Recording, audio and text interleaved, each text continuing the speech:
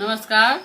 हम जैसे से एक भगवती गीत मैथिली में सुनावा जा रहल छी, जे कि पसंद करबे, अहाँ सब सब्सक्राइब करबे सब गोटे जोर शोर से, तखन हम आगू बढ़बे। हे मैया केहन निदरदी भेलहुँ, हमरा कोना बिसरने छी। हे मैया केहन निदरदी भेलहुँ, हमरा कोना बिसरने छी। निर्धन कोखी में जन्म हमर भेल, निर्धन कोखी में जन्म हमर भेल, सुख सपना नहीं भेल। हे मैया सुख सपना नहीं भेल। हे मैया केहन निदरदी भेलहुँ, हमरा कोना बिसरने छी। हे मैया केहन निदरदी भेलहुँ, हमरा कोना बिसरने छी।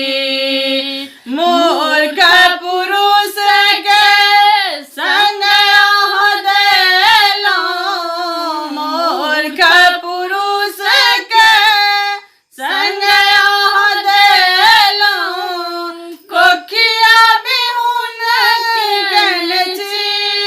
हे मैया कोखिया बिहुन किगन छी।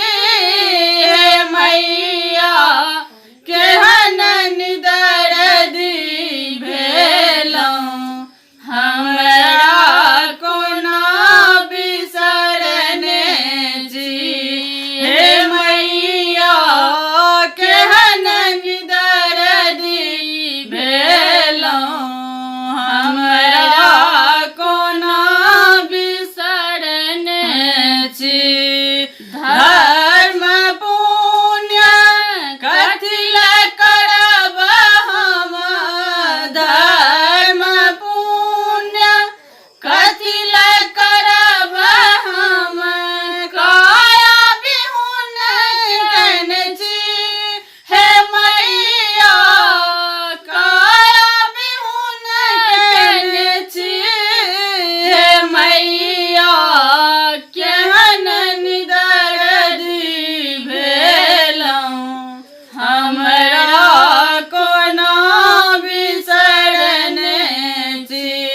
हे मैया केहन निदरदी भेलहुँ, हमरा कोना बिसरने छी।